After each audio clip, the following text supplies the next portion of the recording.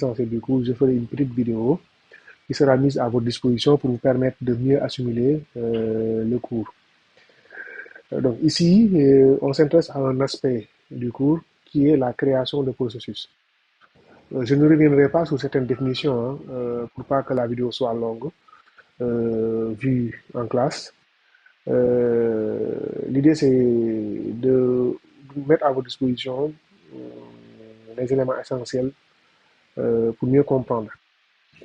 Donc ici, on s'intéresse à la création de processus.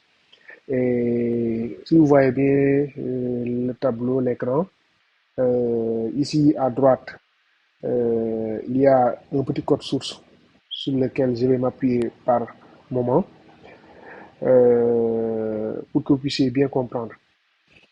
Donc, ici, on s'intéresse à la création de processus. Comme j'ai eu à vous le dire en classe, la création de processus s'effectue par l'intermédiaire d'un appel système qui est fork, dont la signature est illustrée comme suit. Il faut savoir que la création de processus s'effectue en mode noyau. C'est une demande à faire par un processus et cette demande va être étudiée par le noyau. Voici le scénario qu'on va adopter dans le cadre de cette explication. On considère un processus, disons, P1, qui s'exécute. C'est bon? S'il arrive un instant où un processus doit être créé, donc le programmeur doit écrire au niveau du code source cette instruction-là, fork.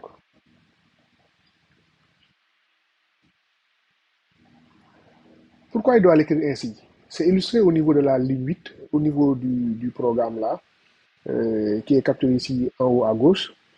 Parce que d'après la signature, l'appel système fork ne doit rien prendre en paramètre, comme vous le voyez ici.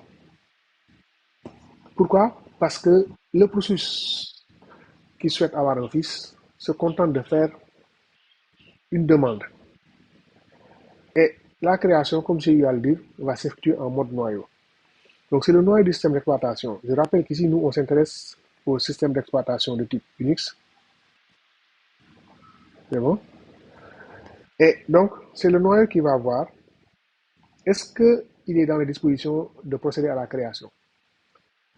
La création va échouer si et seulement si le processus P1 qui est là, qui est considéré comme le processus appelant, a déjà dépassé le nombre maximum de fils, de processus autorisés à avoir, ou bien si au niveau du système, on n'a plus assez de mémoire pour initialiser les structures de données nécessaires au nouveau processus à créer. Dans ce cas, la création va échouer et l'appel système fork va retourner au processus appelant la valeur -1. Donc, cette valeur est retournée en cas d'échec de création.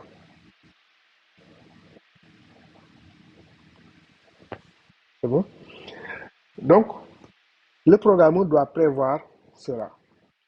Il doit prévoir l'éventualité de l'échec de la création et il doit capturer la valeur qui est retournée -1 par l'appel système fork et faire le traitement adéquat.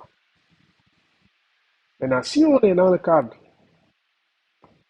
où la création va aboutir, on va reprendre ce même scénario pour voir ce qui se passe. Donc, on considère ici que nous avons un processus P1 qui va s'exécuter. C'est bon? Et l'exécution du processus arrive au moment où doit s'effectuer la création du processus fils.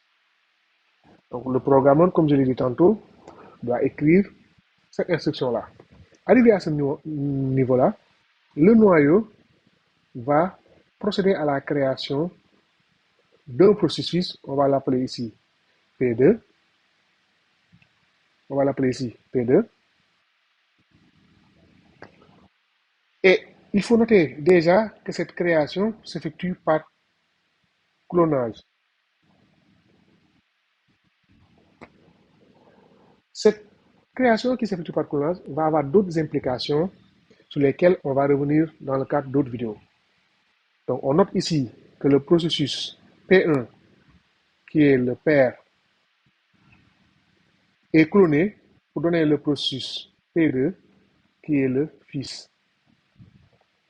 La suite maintenant, c'est qu'il faudrait que le processus P1 soit informé du fils qui a été créé pour lui. Et cela va se faire toujours grâce à la valeur de retour de la fonction fork qui est ici au niveau de la signature. Donc, le noyau va faire en sorte que l'appel système fork va envoyer une valeur au processus fils, mais également une valeur au processus père. Et cette valeur permettra au fils de savoir que c'est un processus fils qui vient de naître, mais également au processus père, il va lui permettre de savoir l'identité du fils qui a été créé pour lui. Donc, fork va envoyer ici la valeur 0 pour notifier au processus P2 que c'est un fils qui vient d'être créé.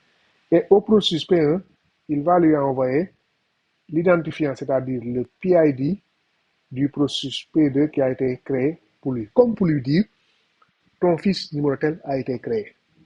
Donc, tel est le mécanisme de création du processus fils. À part de là, il va y avoir d'autres implications, comme je l'ai dit tout à l'heure, liées au clonage